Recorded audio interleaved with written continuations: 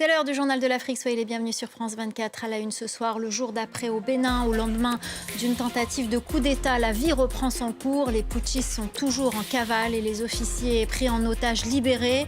Ce putsch a avorté notamment grâce à l'intervention du Nigeria. À la demande des autorités béninoises, l'armée nigériane a mené des frappes contre les positions des putschistes. Nous en parlerons dans un instant avec notre correspondant à Abuja, Moïse Gomis. La CEDEAO doit également se déployer au Bénin. L'organisation sous-régionale a été sollicitée, mais une procédure doit être respectée avant tout déploiement. Les détails à suivre.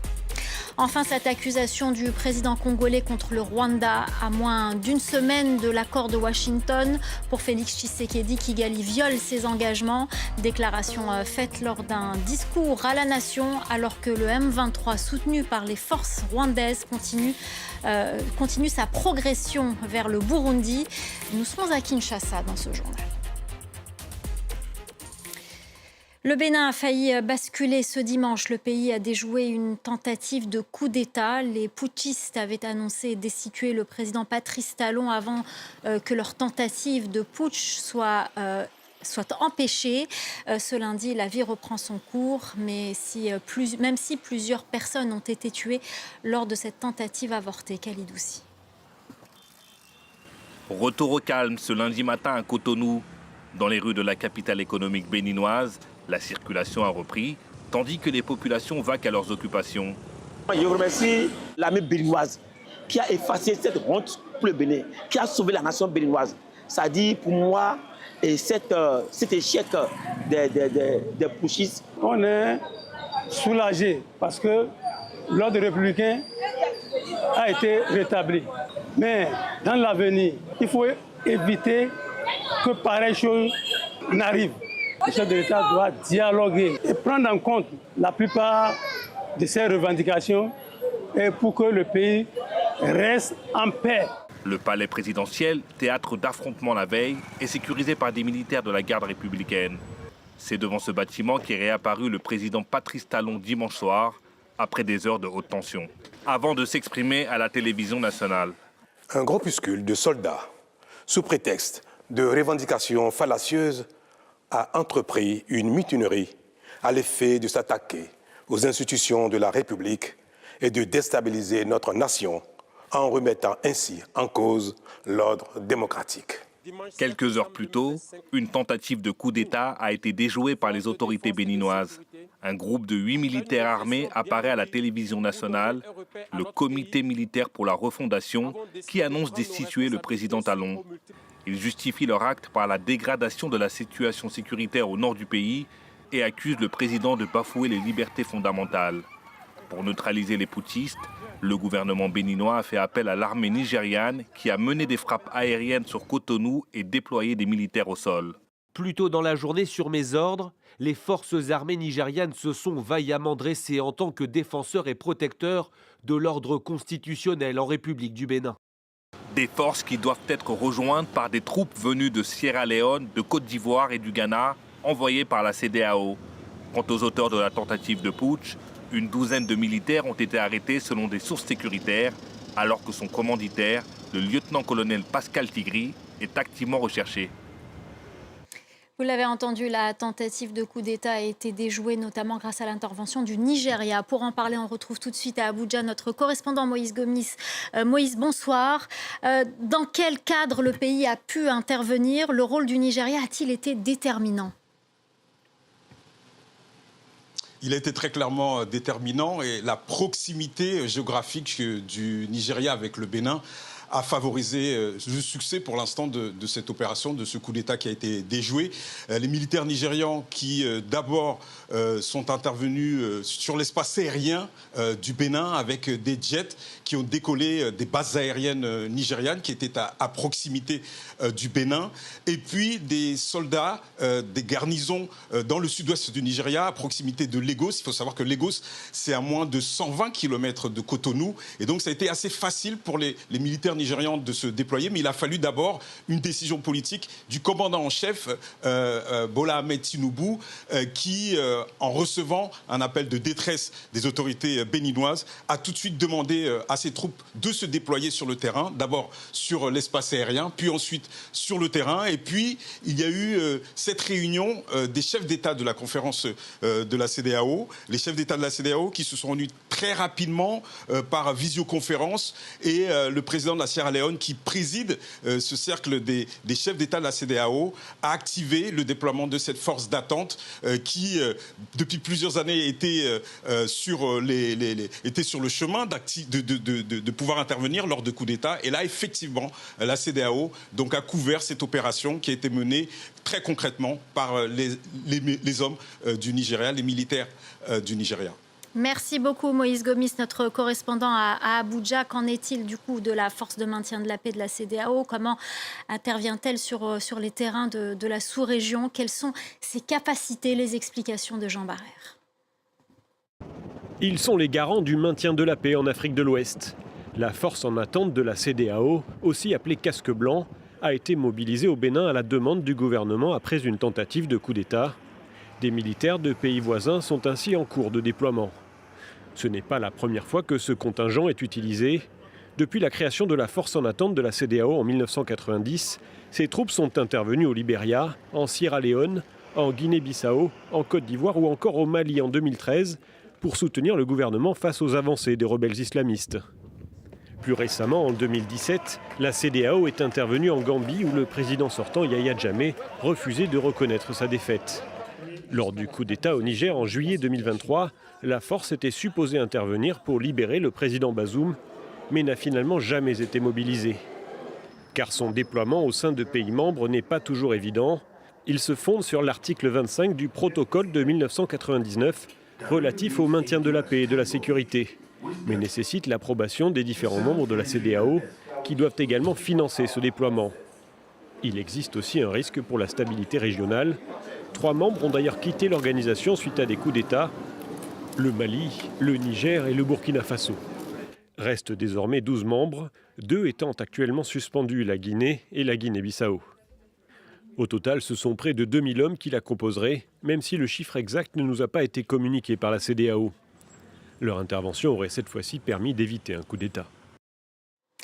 Et la situation au Bénin qui s'est invitée à la cérémonie d'investiture d'Alassane Ouattara en Côte d'Ivoire, 45 jours après son élection. Alassane Ouattara a prêté serment à Abidjan devant un parterre de chefs d'État et de délégations étrangères.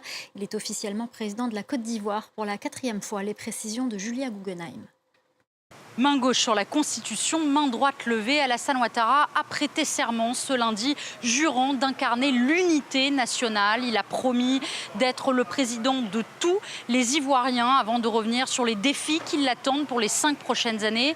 La menace terroriste ou la sécurité alimentaire, mais surtout, je le cite, l'environnement sous-régional qui reste fragile alors que le Bénin, qui a subi une tentative de coup d'État ce dimanche, était dans tous les esprits ici à Abidjan. Sa vice-présidente qui devait participer à l'investiture a finalement annulé sa venue. 11 chefs d'État africains étaient néanmoins présents.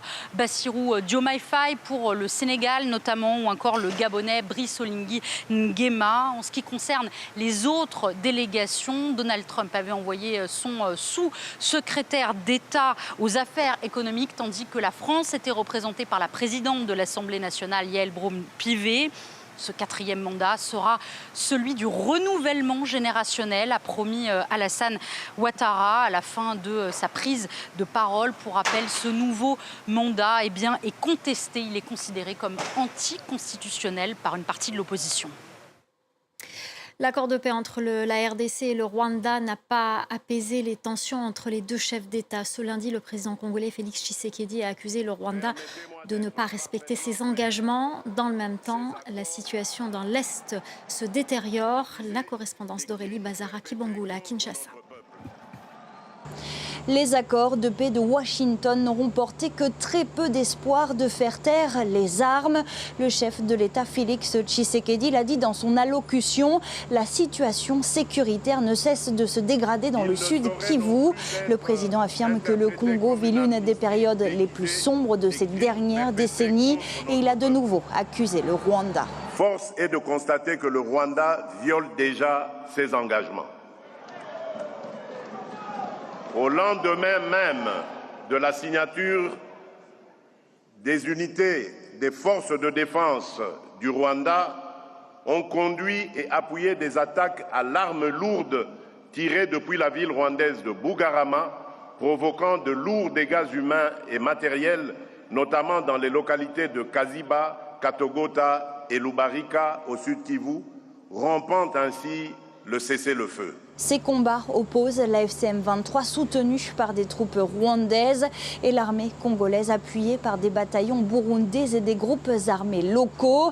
Des combats qui ont lieu sur la route menant à Uvira, ville frontalière avec le Burundi et sous contrôle des autorités congolaises. Alors dans son discours, Félix Tshisekedi a dénoncé les souffrances des populations de l'Est et salué la bravoure des militaires au front, malgré, dit-il, des conditions logistiques et opérationnelles difficiles. Le CICR, lui, a lancé l'alerte. Des familles se retrouvent piégées sur plusieurs lignes de front. Selon l'organisation, il y a de nombreux blessés et des déplacements massifs de population. Et puis le Burundi dénonce également des attaques du Rwanda sur son sol et reproche à son voisin son attitude belliqueuse. Fin de citation. Vous l'avez entendu, le M23 soutenu par l'armée rwandaise progresse dans l'est de la République démocratique du Congo et menace désormais la ville d'Uvira aux portes du Burundi où des centaines de soldats congolais et burundais ont fui et où ils se sont également réfugiés. Le soulagement au Nigeria, plus de 2 semaines après leur enlèvement, une partie des élèves d'une école catholique du centre-nord du pays ont été libérés.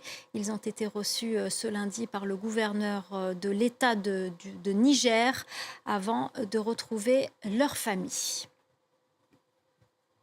Ce procès au tribunal de Kempton Park, près de Johannesburg. Les mis en cause sont accusés de faire partie d'un réseau de recrutement de Sud-Africains engagés pour aller se battre aux côtés des forces russes en Ukraine. Les 5 suspects ont été libérés sous caution. Les explications de Caroline Dumais. 5 personnes sont jugées au tribunal d'instance de Kempton Park, accusées d'avoir enfreint le Foreign Military Assistance Act, qui est une loi qui empêche les Sud-Africains d'aller se battre à l'étranger sans accord préalable du gouvernement. Parmi ces 5 personnes, il y a une journaliste et un homme de 46 ans qui sont donc accusés d'avoir recruté des jeunes gens pour l'armée russe, des jeunes gens qui ont été arrêtés à l'aéroport de Johannesburg le 28 novembre dernier en direction de la Russie. L'ambassadeur d'Ukraine en Afrique du Sud suit cette affaire de très près. Ces gens-là voient les Africains comme de la chair à canon à envoyer sur la ligne de front. C'est ce que l'Empire russe fait en ce moment. C'est particulièrement horrible et cynique. Cette affaire intervient alors qu'il y a un autre scandale de jeunes envoyés en Russie, un scandale qui implique le MK, Umkhonto we Sizwe, le parti de l'ancien président Jacob Zuma. Sa fille, Doudou Zile, est accusée d'avoir envoyé en Russie 18 jeunes garçons.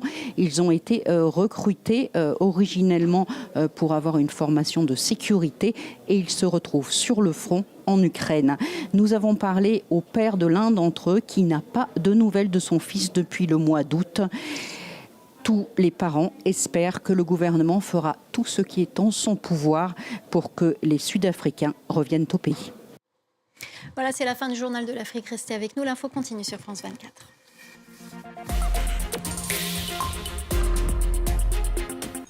Tu vois, avec tous les pornos que tu as regardés dans ta vie, tu te dis prends ma copine, elle crie pas, moi je suis pas bien, c'est comment? Ouais, t'as l'impression que je fais pas ce qu'il faut, parce que genre, est-ce que je dois faire ça pour lui donner du plaisir? C'est des gens super beaux, super musclés, c'est pas moi, tu vois. Mais même les lèvres qui dépassent pas, qui sont toutes roses, aucun poil, tout ça. En fait, le porno, c'est comme une drogue un peu, tu vois. Ça fait plaisir, mais on sait que c'est pas bien. Bah certes, c'est pas bien, mais en fait, tout le monde le fait. Quoi qu'ils en disent, les images ont toujours un impact. Aidons-les à ne pas subir.